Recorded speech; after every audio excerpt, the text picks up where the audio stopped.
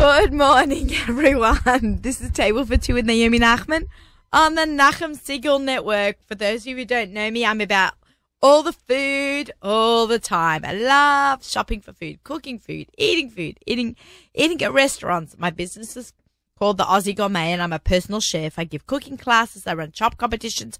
Oh, wait, did I say that I have a cookbook? Not one, but two books, which is very exciting. As book number 2 is flying off the shelves, which I'm so happy to be able to share that with everyone. I hope you'll tune in every week and hear about my cooking adventures, kosher food traveling, sharing of great recipes and ideas. But I want to hear from you. So send me an email to naomi@nachumsegal.com and tell me where you ate, what you ate, what you cooked, what you shopped, what cookbooks you bought.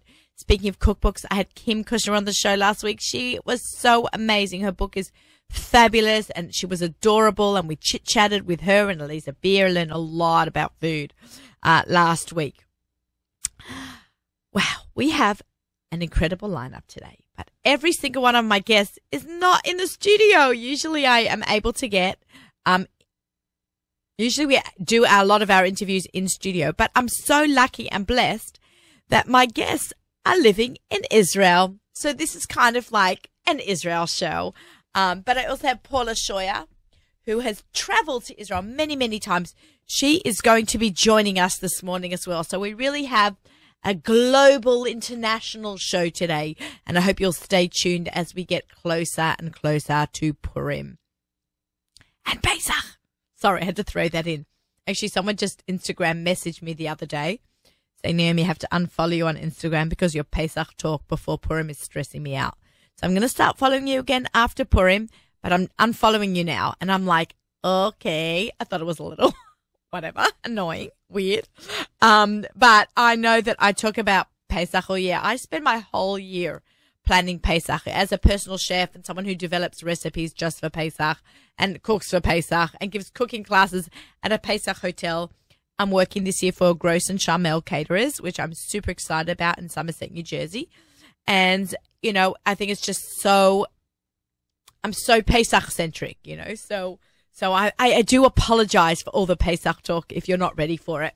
But, you know, I think that, you know, if you're tuning in to listen to something with content and good content, which I hope I bring to you, we're going to do a little bit of, today, Pesach talk. We're going to be talking to Paula Scheuer herself, from Maryland, which is super exciting for me always because she's such a great conversationalist, a great chef.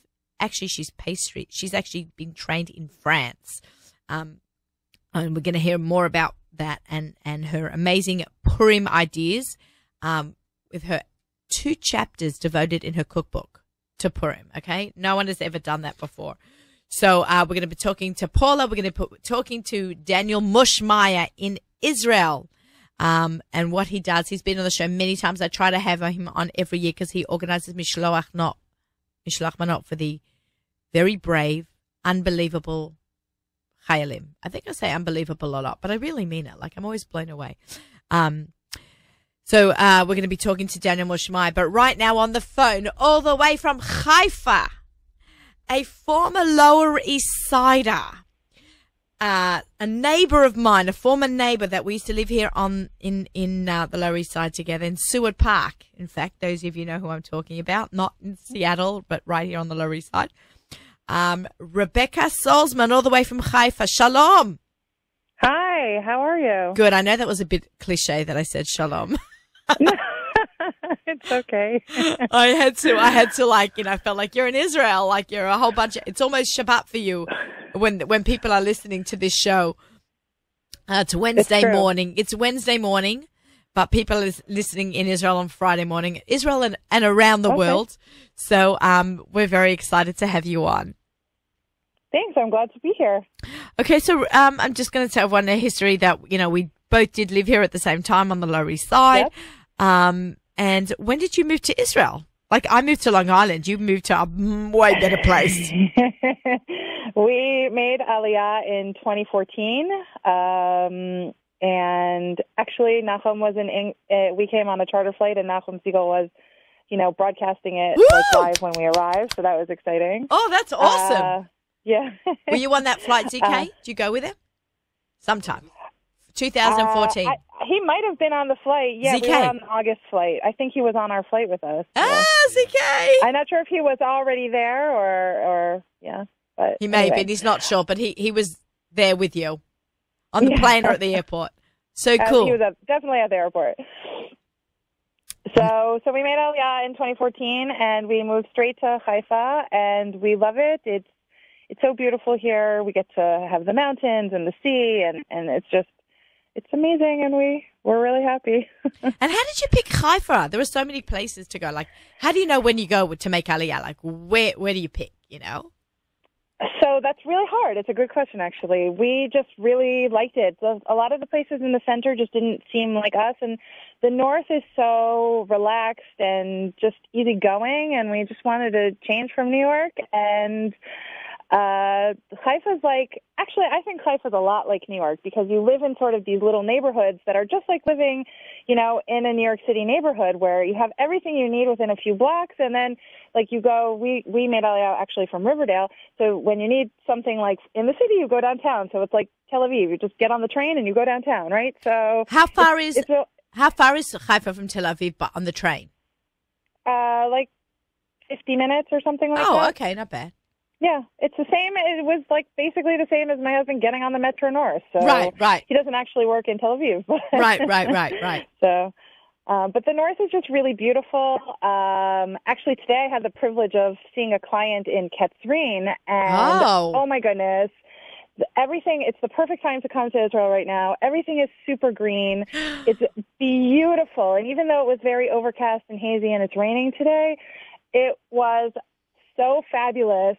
You had to say a bracha because it was just so beautiful. And actually, on my way home around Migdal, I think, I saw the most beautiful, perfect rainbow over the vineyards. It was gorgeous. It was so beautiful. It was like a miracle today. And so, just the north is so beautiful and calm and relaxed. I hear it in your voice, right? ZK, you can hear it in her voice. The yearning of living in this, not the yearning, my yearning to want to go and be with you. You're already there. Oh my God.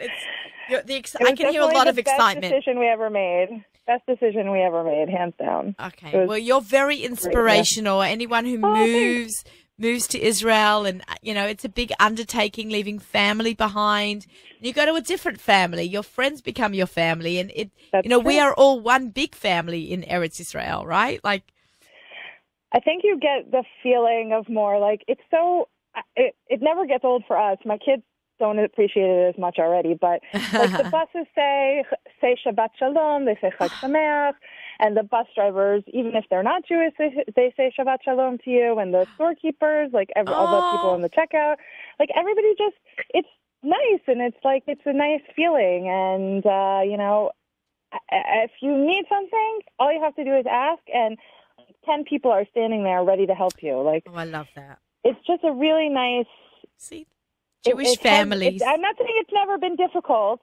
It has definitely. There have been challenges. I'm sure. There are challenges wherever you live. You are, and, it's nice. Beautiful. Beautiful. I love it. So Rebecca and I became Facebook friends on top of being real friends. Real friends. Which was a nice addition, that it can keep people in touch. She's moved to Israel and we still had Facebook as a connector. But I didn't realize until I got an email earlier on in the week.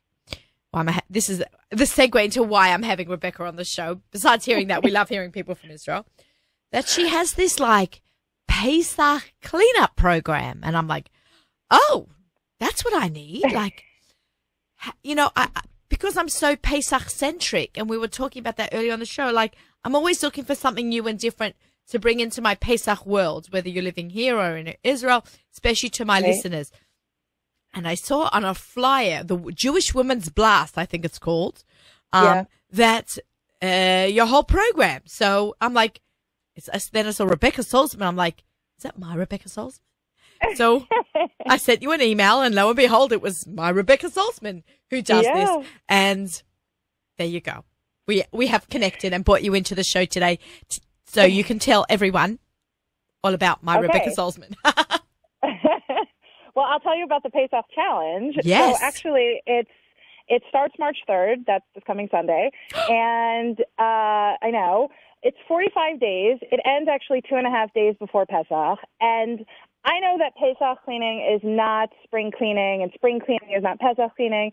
But it helps a lot if you declutter before you get to Pesach cleaning. So what I've done is I've designed 4-ish weeks of getting your house decluttered, and then the challenge moves into getting ready for Pesach. So then it goes into when's the best day to start shopping and cooking and planning and when to clean your oven and all those kind of things. So even if you're going away, the first part of the challenge is really, really worthwhile. And the challenge only costs $18, so it's not really very expensive, and it's great just to get you decluttered so when you come back, you can feel relief, that your house isn't a giant mess, right, and it will make going away so much easier. Right, but also, like, every once in a while I need to clean up any case. So, spring cleaning has a meaning, Right, but I think, people sometimes do things that they don't need to do for Pesach cleaning,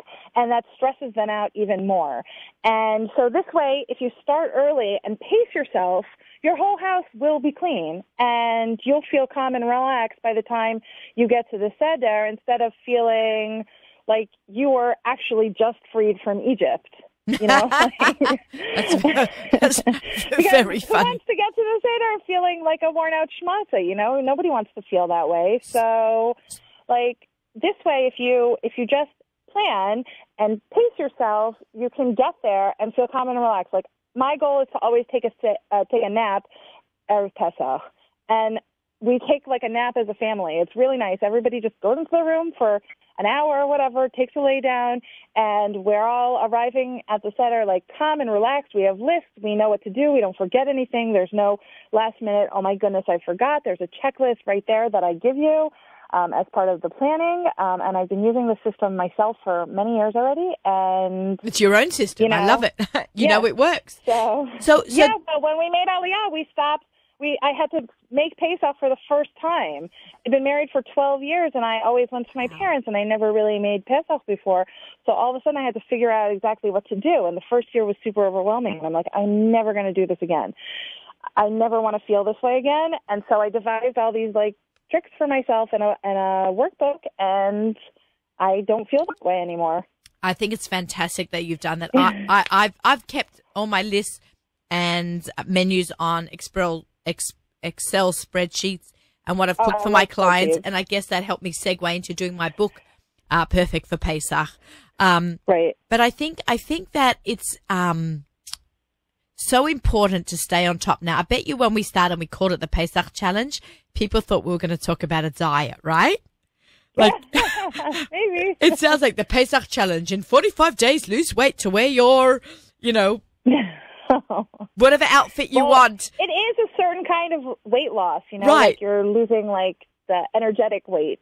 Right. The things that are holding you back. Right. But it's so important to stay on top of, besides one's weight for Pesach, but to stay on top of the cleanliness. I recently had my closets cleaned out by an organizer, Miriam Yifat. I'm just I'm gonna look up her Instagram name now.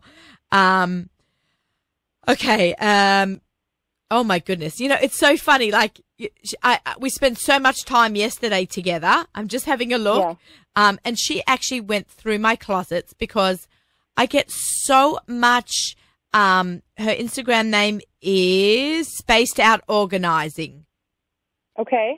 Spaced and how many _out. Bags of did you get rid of? No, just my kitchen. You don't understand? Just your kitchen. Just my kitchen. How much kitchen stuff did you get? 3 garbage bags full. Now, some of the stuff was out of date.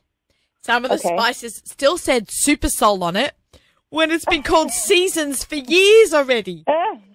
Me of all people, I preach that like crazy. Throw out your spices every 6 months. And I found it was really at the back. I had 4 containers of cayenne pepper buried back in the back. You only use one jar a year, maybe. I had 4 of them. I had za'atar, 4 za'atars. Now, it's great. I do use a lot of za'atar, but, you buy one at a time. I get sent a lot of spices, so I just kind of shove them in. And it got to the point where, like, I got to clean up. So she came and she organized and put things in bins and labeled the bins. Like, it looks good in there now. You can see it on my Instagram. We got cut off, CK. Okay. Am I still recording? So I'm just going to keep talking. We're going to tell Rebecca we're going to call her right back. But I think it was, like, really important to, like, purge the stuff. Cannot imagine how many cans I had of out-of-date things. And I do try to stay on top of it. But I guess it'd been a couple months and, you know, things get shoved to the back and you keep going. But with Pesach, it's just, you know, write yourself lists, write yourself notes. Okay. Write yourself notes. ZK is trying to get Rebecca back on the phone. Now, her business is called Balagan Be Gone. And we're going to hear more from Rebecca when we get her back on the phone. Is it working, ZK? Oh, have I got it? Oh, we're just waiting for our connection. Stay tuned and we're back. Hello, Rebecca. What happened? Sorry about that. Yeah, no worries. So we're just saying how important it is to keep on top of the cleaning and the throwing out of old stuff. I lost you in the middle of the spices, but part of that, you know, I did hear that part. But, like, cleaning out your kitchen and making sure that you're using, like, the freshest, best ingredients is super important. And I actually like to use Pesach as a time to sort of count down to use up my pantry items so that, like, I know that after Pesach I'm starting fresh. Right, you know what I'm doing now? I never have to think about, like, oh, when is this from? Because I know, like, it can't be older than Pesach. Don't you hate when you, like, put things away in the freezer and you forget to label them and it's a mystery? Is it milk? Is it fleischig? Is it parv? Was it fleischig cooked with parv? Was it parv cooked with fleischig? You know, it's a mystery sometimes. So I actually keep a set of Sharpies in my kitchen drawer just so I can write on things. Oh, excellent. And maybe some stickers. That also is good to stickers. write. So I'm doing something now called Shop from my freezer, where every night I try to every morning, I should say, I go through my freezer, seeing what I have in there. And I'm like, oh, like yesterday, I found pepper steaks in there. I'm like, oh, I'm going to make pepper steak for dinner. I'm just trying to use what I have in my pantry and making my meal plan from my freezers and pantries. Actually, I'm saving a lot of money. Pesach or for all now, because I got to purge. I got to get rid of everything. Yeah. Do you meal plan during the year? Not so much, but my friend Deanie Klein from Prep and Rally, she does an amazing meal prep. She's actually going to be on the show, I think, in next week or the week after that. I don't remember the lineup, but I think it's really important to stay there, and especially when you're a busy mum. Even forget Pesach helps with all the kids. Yeah. Do you do it? Being organized with meal prep. So actually, I gave over the cooking task to my husband. What? Because, I know. I cook for Shabbos usually, but he cooks during the week, and we started sharing that responsibility. And he's been doing the shopping and the meal planning, and it's really nice. That's so cool.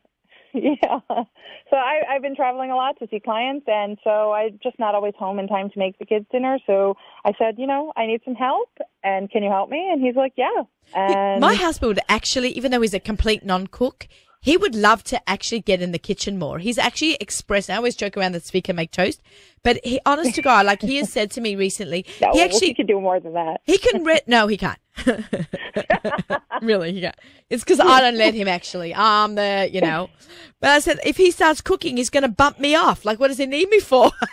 Right. But you want to know something? Like, he started cooking and he helps for Shabbos, and just life in general is a lot less stressful when you're doing it together. And it's like a really nice way for us to spend time together. Like tonight, I was washing the dishes and he was stir frying the chicken and the peppers, and like I was washing the dishes for breakfast. And like, that's so cute. And it was just nice. We were both standing there working together, and like Erev Shabbos is like that too. And it's just, it's a really, I don't know, it's a nice feeling for us. Okay, I love that. Less stressful. Yeah. So you are based in Israel and you have clients all over the country. So you are an organizer as well? I am an organizer. So my company is called Balagan Be Gone. So Balagan is the Hebrew word for chaos. And I didn't really know that word until I named my company. I'm like, what's the Hebrew word for chaos? I had no idea, so I looked it up. Oh, that's cute. So I go to people's houses and I help them clear out all the stuff that they don't want. And I actually have like a master course that I do once a year in January where we go through room by room in your whole house, like very detailed, thoroughly in depth. So people who can't be with me can also be with me.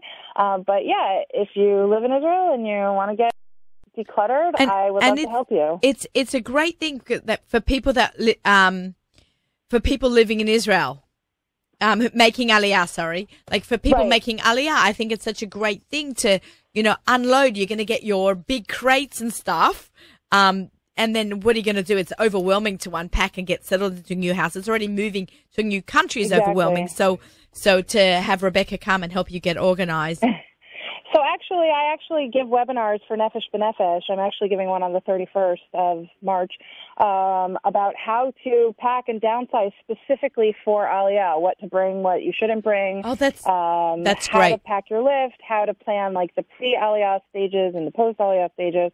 Just because I found that there were so few resources when we were making Aliyah. I'm like, I have no idea what to do. And I'm an organizer, and I have no idea what to do. I've never planned such a large move before. So that's what I like to do, help other people make Aliyah. Okay. One day, Bezrat Hashem, you'll help me. God willing. To live that dream. Okay, amazing. So let's just wrap up. Tell us about the Pesach program again and another shout out for the Pesach. Right, so it's 45 days. It starts March 3rd. It costs $18, and you can sign up for it at RebeccaSaltzman.com/Pesach 45. Is it up on the screen? I'm not sure if it's up on the screen. So Rebecca with a K-A-H, not a C-C-A. And S-A-L-Z-M-A-N. T-Z-M-A-N. Yes. T-Z-M-A-N, yeah. Right. Did I write it right? I hope I wrote it right on the screen. Okay. Yeah. But people who are listening can email me, Naomi@NachumSegal.com, and I will forward you Rebecca's information as well. Thank you so much, Rebecca. Hatzlacha Rabbah on this program. My pleasure, and I think it's brilliant what you're doing, and I hope that everybody takes up that Pesach challenge and gets organized, whether you're at home for Pesach or away at a hotel or going to in-laws. Just go check that out. Keep on top of the balagan, right? That's right. All right. Thank you so much. Take care, Rebecca. Right. And we'll see you soon in Israel. Shabbat Shalom. Rebecca Saltzman checking in from Haifa, Israel. So cool that we have reconnected. I love it. Speaking about really cool, amazing friends, I've got on Table for Two with Naomi Nachman on the Nachum Segal Network. Had to give a station ID. I haven't done that yet. I have the uber talented, brilliant Paula Scheuer on the phone. Paula Scheuer, welcome to Table for Two. Hi, Naomi. Happy to be here. Can I just say, I'm sad that we're not into the studio together, because whenever you're here, we have so much fun. So will you promise me you'll come back and talk Pesach with me in the studio? I will definitely come to be in the studio, because you and I together just generate an amazing amount of energy. I know the walls don't stay straight up when we're in the same room. It's crazy. So, Paula, I really wanted to talk to people we spoke a little bit about Pesach with Rebecca, so we're going on backwards now, my first guest. So now we're going backwards in time to talk about Purim, which is only, 2 weeks away, not even. It's freaking me out. I think about 3, but close enough. It's close enough. So let's talk baking. Let's talk about Paula first, and then how Paula's baking. Paula, you have written 4 books. You want to list them off? Yes, The Kosher Baker, my first baby, which is all Parv desserts. My second book, The Holiday Kosher Baker, which we'll be talking more about because it has a Purim chapter. And then I wrote The New Passover Menu, and then The Healthy Jewish Kitchen, because when you're a baker like me and you love to bake and write dessert recipes, you kind of have to lighten up what you eat so that you always have room for dessert. Oh, see, spoken like a true baker. Exactly. Absolutely, yeah. When you're eating babka all the time, you literally can't eat lasagna too. You have to make a choice, and my choice will always be babka. I always say, I'm more of a food person than dessert person because I don't have such a sweet tooth. But I always say, like, I'd rather have a second hamburger than a dessert. But your desserts, I'll eat Paula's desserts anytime. She's an amazing, amazing baker, and her books are very well written because she's a very, very good writer. Me, I like to think my books are well written, but I'm not a good writer. I get a lot of help. Paula is like, she writes articles. She speaks like all over the country, right? Have you done every state yet?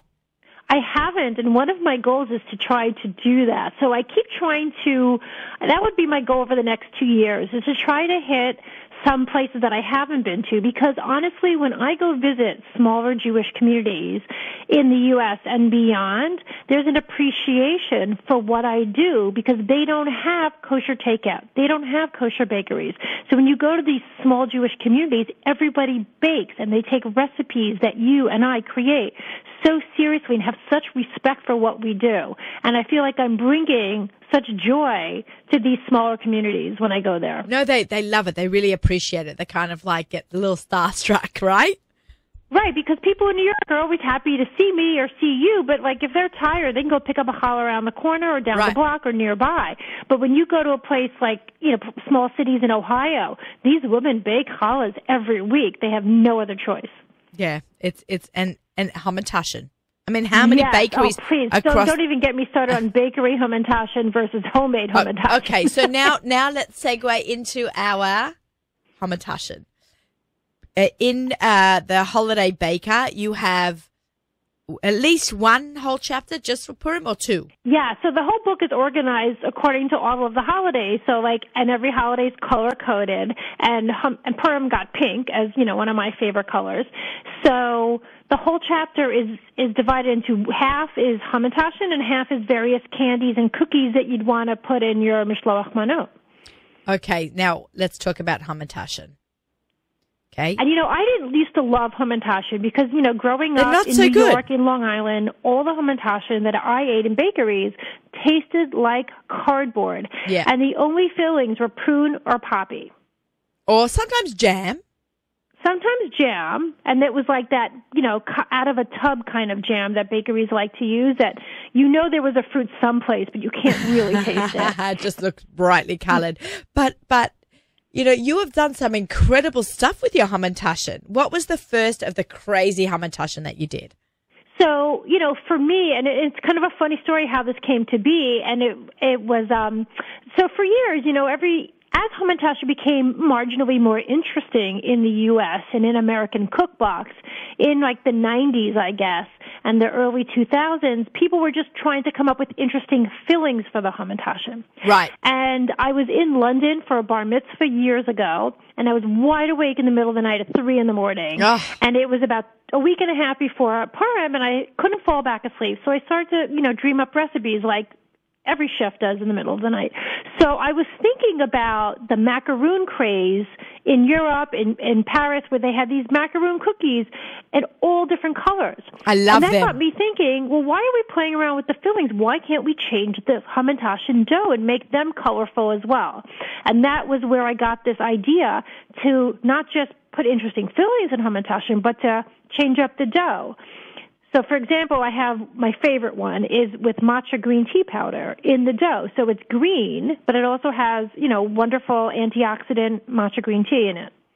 That is so cool. What do you do, a rainbow one? Did I not see that? No, I don't do the rainbow one. I defer to my friend and yours, Melinda. Melinda does one too. Who has that beautiful, beautiful rainbow one? Yes. Hamantaschen. So I've done pink ones. I have pink ones with raspberry flavors inside. My other favorite is I have what I call my chocolate chip hamantaschen, but really it is chocolate chunks in the dough and then more chocolate inside. Oh, double chocolate. Yum. Right, so the cookie tastes like a chocolate chip cookie even before you get to the filling. So a hamantaschen chocolate chip dough. Right, so it's like you have to chop up like good quality, chocolate in small pieces, and then you knead that into the dough. Right, and let's just talk about chocolate for a minute, because you and I went to Gourmet Glatt the other day together, and we saw different chocolate chips. Right. Not all chocolate is created equal. Too sweet. I just don't, right? So I tend to like the more bittersweet chocolate. So we're talking like 60 or 70% cocoa in them. What exactly does that mean? Like there's 55? It means that there's like more chocolate and kind of less cocoa butter and other things in your chocolate. What exactly is cocoa butter? Cocoa butter. Okay. I'm asking hard questions. I know, and I'm going to look it up so that I don't make any mistakes. But cocoa butter comes from the cocoa bean as well. It's basically like the fat in the bean. Uh-huh. So you want more, if you want a sweeter, you would have more cocoa fat? Yeah, you'd want more cocoa fat, butter. and then people, people want more, put sugar in it as well, which is like ridiculous. Yeah, right, so milk chocolate is sweeter, as you know, than like the dark chocolate. Right. So it has, people will add sugar to it. I want something in between. So what would be in between? Like a 55 or? Right, like a semi-sweet, right. It's like somewhere in the 50s. Like what's really great is over the last 5 years or so, maybe even a little longer, there are so many great kosher parve chocolates out there from Switzerland, from Canada, and, Barry Callebaut is great as well. So you can get really high quality chocolate. It used to be that we didn't have great chocolate to bake with in the kosher world. Right, and now we have a lot, especially now for Pesach, we have a lot of good stuff. Absolutely, it's great. The only thing I always tell people to be careful of is, depending on who you're baking for, many of the good quality chocolates also have some almond and hazelnut in them. So you have to be careful if you're baking for somebody who has a nut allergy. Right. Pesach is so hard with the nuts. I know, and I don't like baking for Pesach with, cake meal. I like to use nut flours, which give desserts a wonderful flavor. But I always have developed recipes with other flours and with matzah flour for people who have kids with nut allergies. Otherwise, they'd have nothing to make for Pesach. Right. It's very hard. I once cooked for clients, and their grandkid had a nut allergy, and it was like we sterilized the kitchen before we started baking. Yes. Yeah. I'll just typically to make sure open there up a was new bag nothing. of sugar and new bags of things when I bake with somebody with a severe allergy. Another bad allergy is soy. So some chocolates have soy in them as well. So you have to really read the labels depending on who you're baking for. Pesach, I don't think it has soy in it, though. So that's a good thing. No, that's the one thing that's good. But just think, when you're making hamantashen to hand out, and give out in your shalach manos, read the labels on your ingredients so that you can tell people if it has soy or nut in them if they have those allergies. Okay. Right. And another big thing that people are staying away from, which you sent me the recipe to, which I actually put in the newspaper as well. I did 3 of your recipes that I wanted to share with some of my readers because as everyone knows, I'm your biggest fan. I'm your biggest fan. Oh, we really, guys, we really do have this great friendship where we just appreciate each other, even though we're in the same business. But Paula's field is, definitely the baking. And mine is not the baking. That's why I have small chapters of baking in my book. But the gluten-free. What a game changer for people who are gluten intolerant or have stomach issues, which so many kids are having now. Yeah, it's really remarkable how many people I meet are gluten-free. Some who are diagnosed with celiac and some who are sensitive to gluten because of other diseases that they have, and they feel that the gluten helps alleviate, removing gluten helps alleviate their symptoms. Is it Pesach, by the way, the gluten-free one? Just out of curiosity. Okay, so the gluten-free flour mixes that I typically use, they often have brown rice in them. Okay, so that explains a lot. They're not for Pesach. There's gluten-free cake meal for Pesach that I have played around with, but I've mixed that with nuts and other things. Right.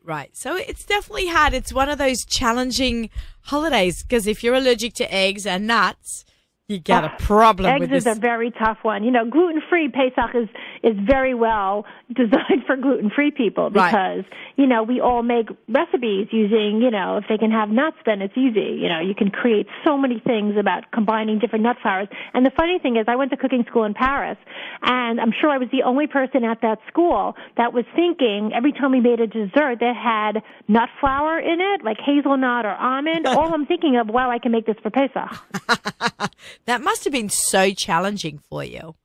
Yeah, it was interesting. It was definitely interesting. I chose pastry over food because I just felt like I could see what everybody was doing, and I can easily copy that with the recipes. And the Kosher Baker came out of that program because I had to take all these beautiful dairy desserts and convert them parve so I could eat them for Shabbos. So that's what I started doing, and that's when I realized I was onto something. Right. That I could start teaching these recipes and then hopefully get them published. Which you did very successfully. Which I did. I know. I go back to the Kosher Baker all the time. Okay. I use it as also a reference guide. When I want to develop a recipe, like, because I'm not such a master baker or, I don't pretend to be at all. Like, I have to, learn ratios, flour to sugar and how much liquid and I've actually turned to your books. Well, how does Paula do it? And, Oh, thank you. I go to Martha Stewart, so I feel really good that you go to me. I go to you. So You're my Martha. Naomi. You're my Martha. Okay, so let's talk about your time in pastry school in France. It was a long time ago, right? Your kids were little? Yeah, I went, a long time ago. It was after my daughter Emily was born, and so it was in 1995. I took my exam in 1996 when I was pregnant with my son Sam, and they had to keep giving me larger and larger chef's coats to wear because I kept getting bigger. And I think I was the first student who was allowed to sit down in a class at the Ritz Escoffier in a generation. Oh, really? That's very cute. I was getting tired. They had Rahmanis on you. How long was the course? The course was, it could be, I can't even remember how many weeks I ended up doing. Each week was a course. So I did a week in chocolate, a week in doughs, a week in petit fours.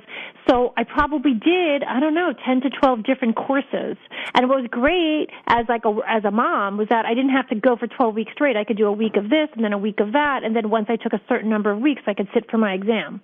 Oh, very nice. What does sit for your exam mean? Eat? Cook and eat? They give you 10 recipes, and you have to memorize them. And then you get to pick out of a hat 2 recipes to make on the spot with no paper there that you've memorized, and you get judged on the look and the texture and everything. That's so interesting because I don't know any recipes of mine by heart. I know challah and potato kugel. That's it. Okay, so for me, it's challah and my original chocolate babka recipes by heart, and my chocolate chip mandel bread, which is the first recipe in my first book, which I can just make off the top of my head. Right, but to learn a recipe by heart is that's really hard. Trust me, I was on Sweet Genius on Food Network where I had to create recipes on the fly in front of millions of people. It was and that was insane. At least if I'm for the exam, I knew it was going to be these 10 recipes, but on TV, it was okay, create a baked dessert using these ingredients. Go. And how long did you have? That first round was, I think, 45 or 50 minutes, but it doesn't matter. It feels like 5. Right. People say that about a chopped, the half an hour. Right. Oh, yes. I can't even watch Chop now. And even when I've been to judge your competitions, my heart starts to race in those last 2 minutes. Right, it's I'm back there in that studio feeling like I'm never going to get everything done. 30 minutes feels like 2 minutes. So we'll think about Friday afternoons, no matter when Shabbos comes but that's in. One of the reasons I love my Hamantaschen dough is that the basic dough that I started with came from my husband's grandmother, and it's just a one bowl easy recipe, and I'm really big on easy recipes. Every home chef needs to have a white cake, a chocolate cake, a mandel bread, some basics that when you're jammed for time, you can get them in the oven. You have them ready for the oven before the oven's even preheated. No, I think that's really important. I totally agree. And if you need a good baking resource book, a one-stop shop for baking, you get Paula's first book because it has literally one of all those that she right, and mentioned. Then you could go to the Holiday Kosher Baker if you're looking for things a notch up, a little more interesting, but really focused on each holiday. People don't think about baking for Sukkot as a particular time of year, but there's certain kinds of things, warm desserts in a big pan that feed a lot of people that you'd want to make for Sukkot that might not be as fancy as what you would want to serve on Rosh Hashanah. Right. Exactly. I have to say, I love your Pesach book. As Pesach season is coming, people, and we're going to flip it a little bit to Pesach because Paula has it. It's PPP, Paula Pesach Purim. There you go. There you go. My favorite baking holidays for sure. And in my new Passover menu book is one of my really special recipes. It's I have this triple chocolate biscotti, which is gluten-free, and it's in my freezer all the time. So if anybody gluten-free comes for Shabbos, I've got a cookie to serve them, and it's a great, great cookie. Right. No, it's great. One thing about Pesach recipes, your book new Pesach menu. Did I say it right? Yeah, the new Passover menu. Yeah, and my book, Perfect for Pesach. People use it all year for gluten-free. Exactly. It's just eating it's funny, clean. I went to a bookstore once in L.A. who was telling me that they sell Pesach books all year round because of the gluten-free. And no, I feel like, and there isn't a large arsenal of Pesach books out there. Like, I feel like if you have yours, you have mine, I think you're good to go. You know, like you'd have enough variety. Wait, we'll throw in Susie into the mix. You'd be so happy. Right, Susie's got one. There's and then there's Taste of Pesach as well. There's a book. Yeah, and there's another interesting one that we can talk about, next time, which has recipes from all over the world. And I wrote an article based on this book. It's Jennifer Abadi's book. Oh, sure. And it's really an interesting book because she talks about traditions from so many different communities around the world and throughout history. I love that. I would like to go to a Moroccan Seder because I think they have awesome food and awesome traditions. So you know what? Everybody's got awesome traditions. Having grown up, only going to my parents' Seders, it was only as an adult that I got to go to Seders in different countries and start to host my own and start to put together something that was special for me. Right. Ours don't become so exciting year after year. So you get to 18 and you've done it a bunch. It's not so exciting. So to see an awesome new one is great. Right. But that's why I feel like, home chefs who are hosting for Pesach should always be looking for new recipes. Oh, absolutely. And you know what's really cool? Doing different charosets and mix up the wines a bit. We're gonna have Gabe Geller on in a couple of weeks, maybe at the same show as you, talking about wine. So there's really a lot you can do with Pesach. So I always say this is my tagline for that holiday. It's Pesach doesn't scare me. That's very cute. You're organized, you figure out what you need to do, and you know what? I'm going to tell everybody, this is a really good tip. I don't know when people start shopping for Pesach. Apparently supermarkets are starting to get things in. Yes, they are. Whatever you buy in the store for Pesach, you have to save all your receipts and put them in an envelope. And at the end of Pesach, you take them out. And if you bought 4 things of cream cheese and only ate 3, then you go -1 for next year. So that next year, when you go shopping, you know exactly what your family needs to buy. Exactly. Because it's so expensive. It is so expensive to shop for Pesach. Right. Yep. It is. It is. Kosher food is expensive in general, so definitely Pesach. Paula Scheuer, thank you so much for coming on the show. Oh, it's so great to be here. I love talking Hamantaschen. And just how can people get this book? Okay, so my cookbooks are all on Amazon and BarnesandNoble.com, and you can check both websites. Some have better prices than the other. Depends the when. And the new one. Passover menu also on Barnes & Noble and Amazon.com. Where's I'm the at one with kosherbaker.com with other recipes that are not in my books, and you can find me on Instagram as Kosher Baker. Amazing. Paula, just quickly, where's the Hamantaschen chapter? Which book? It's in the Holiday Kosher Baker. Okay, so everyone grab all 4, but grab this one first because this is the one you need now. For now, and then we'll worry about Pesach after Purim. But this book also has 45 Pesach desserts in it. Oh, actually, maybe just buy it now. Buy the Pesach one now too. Save on shipping. Okay, thanks, there Paula. You go. Thank you, Paula, and we'll talk to you in a couple of weeks before Pesach. All right, take care. All right, bye. Shabbat Shalom. We are listening to Table for Two with Naomi Nachman on the Nachum Segal Network. We are in Purim Pesach mode at the Nachum Segal Network studio here today. We are just chatting with amazing people from around the world. We spoke to Rebecca Salzman, Beyond the Balagan from Haifa. We just had Paula Scheuer on the line talking about Hamantaschen from Maryland. And right now, Danny Mushmeyer from Yerushalayim. Where are you now, Mush? Hi, Naomi. How you doing? Good, Mush. Where are you? I'm in Yerushalayim. I'm very, very fortunate to be here. You're in Yerushalayim. We just spoke to Rebecca Salzman. I have to introduce you to her next time I come. She lives in Haifa. She does organizing. So she's talking. Okay, great. We can all do with a bit of that. Right? That's what we're saying, especially now before Pesach. But right now, we're going to talk to you, as we have done many, many times in the last 7 years that I have been doing my show, about Purim and Mishloach Manot. So, okay, Naomi. So I'm very proud to tell you that for the 18th year, we're having our Mishloach Manot campaign, which was started by Mayor Mishkov Zikron Levracha of Jamaica Estates in New York. We do 2 different types of things. You can send a Mishloach Manot to any family or any friend anywhere in Israel. And then together with our partners, we distribute 10,000 Mishloach Manot one by one to soldiers on bases all over Israel. Now, one by one means you physically go down there, you go down there, and you hand them out to the Chayalim. We don't pack. They're packed by Savika, who's from the famous candy store in the back of the Shuk, Machane Yehuda. That's where he sells the Tim Tams. Yeah, right next door to Marzipan.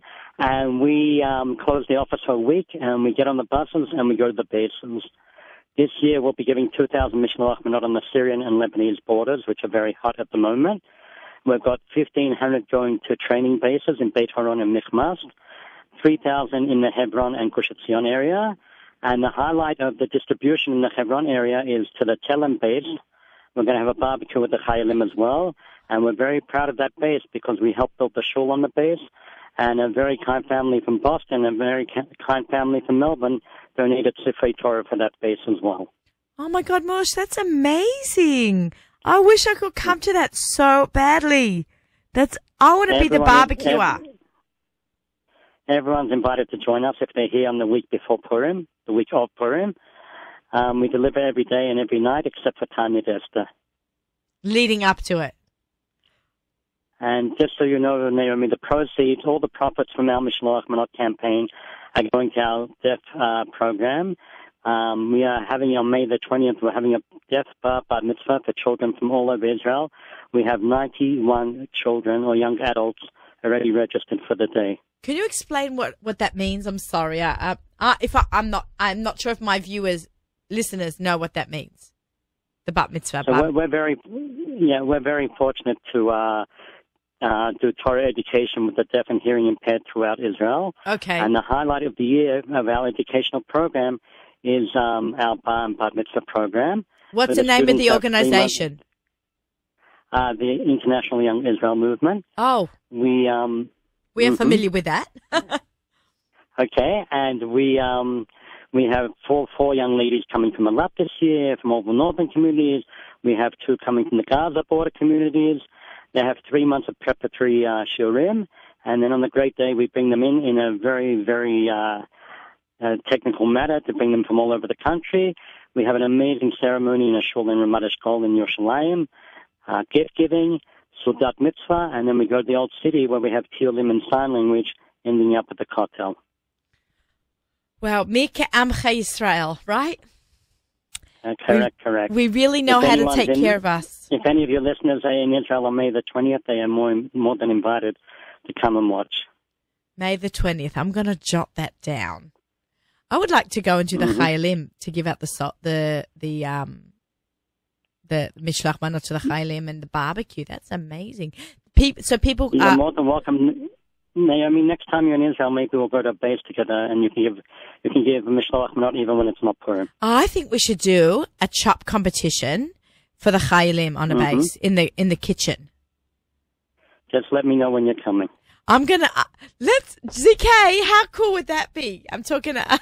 My engineer is here. I'm like, I think we need a road trip to Israel to do that. I think that would be unbelievable. To be able to do. It's not Atlanta, but it's not bad either. It's not Atlanta. Yeah, you know. We would love to come into Atlanta. Actually, Mush, everyone should know, when I did my show from the Imbal, Mush came from his office in Yerushalayim to be at my show on the rooftop of the Imbal Hotel. And he had a front row seat. He couldn't stay to the end, so I didn't get a personal chance to chat with you, Mush.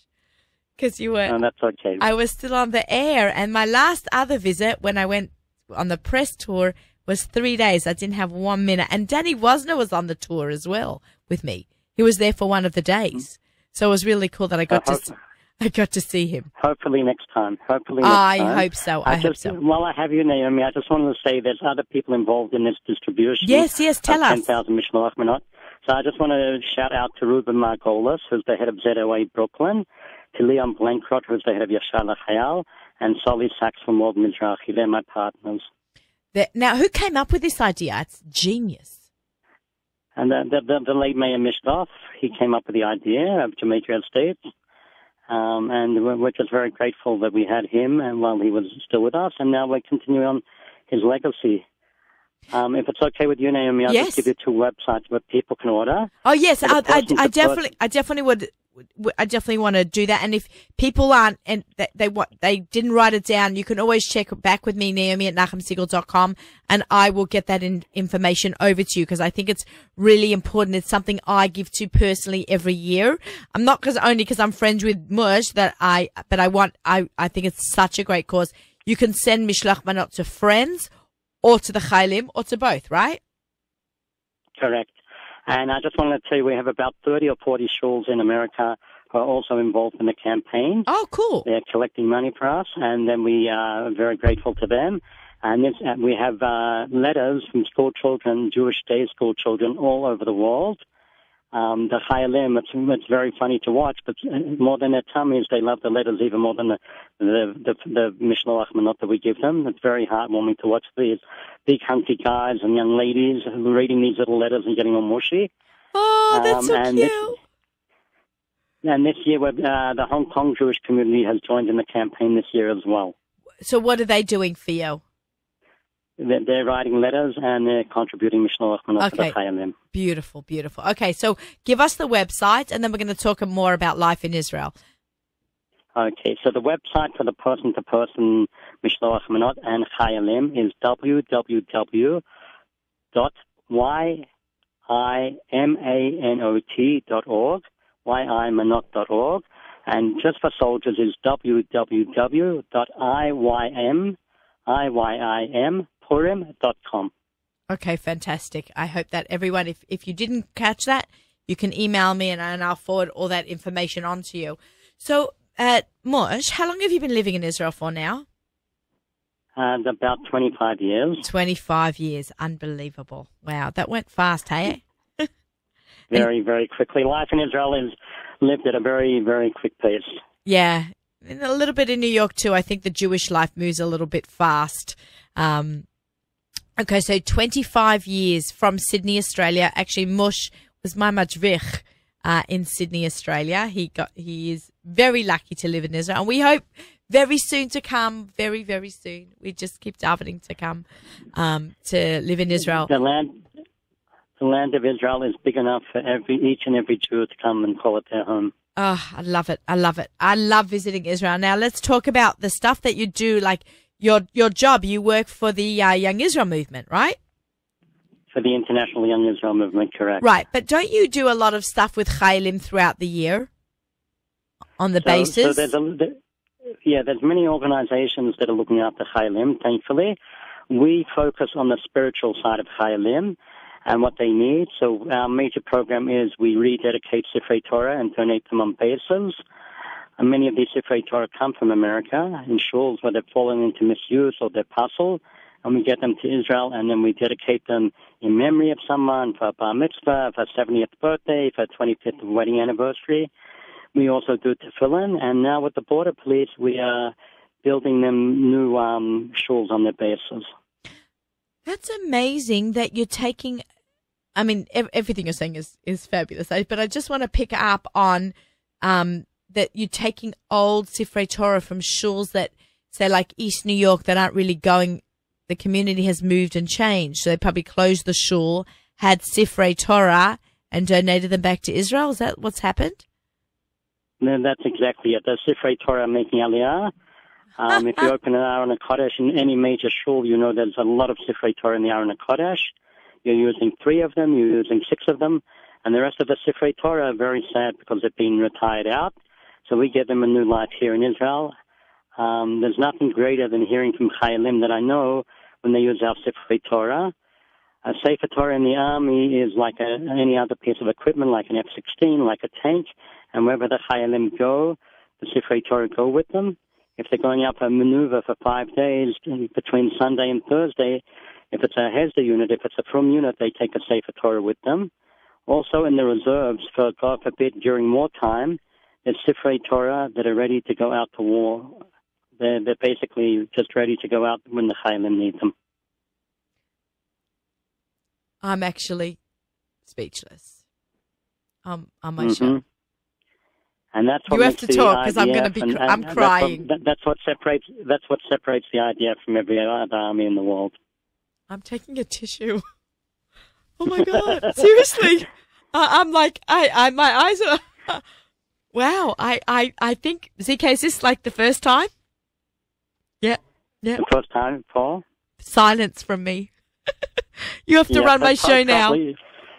Yeah, in the 2014 war, I went to visit a Golani unit right on the border of Gaza, and right in the middle of their encampment was a special Aron HaKodesh with a Sefer Torah in it, and it was just the most amazing thing to see. We are a beautiful people. We really are. We have our shtick. Let's not, forget that we have shtick. We know we have shtick, but this is the beautiful part of who we are and what makes us. And, I guess they have to take everything. They take everything with them. You don't even think, oh my God, tanks, guns, boots. Oh yeah, my siddur, my tefillin. Who else? What other armies got this, spirituality with them? Hashem with them. It's really, really something special. Pack the Torah. Who's got the Torah? Who's in charge of the Torah? Such a big responsibility. I know, because I travel a lot on groups, someone's always in charge of the Torah. So what chayal is in charge of the Torah? One tank, a gun on one shoulder and a Torah on the other? There you go. That's like David HaMelech. Like Melech David HaMelech used to go to war with a Sefer Torah in his arms as well. Wow. That's why we are still here today, because of all that belief and emunah. Yep. Okay, now, because it's a food show, I'm going to tie it back into food. When they go with the Torah and the tanks, what food are they bringing with them? Seriously. You're not making a barbecue in the middle there. No, so unless some kind people have come and made a barbecue on their base, the food on the bases is very good, but when they go out to war, they go out to maneuvers, they have what's called in Hebrew manot krav, which means war rations. Krav means rations? And that's not so... Yep, and that's not so tasty.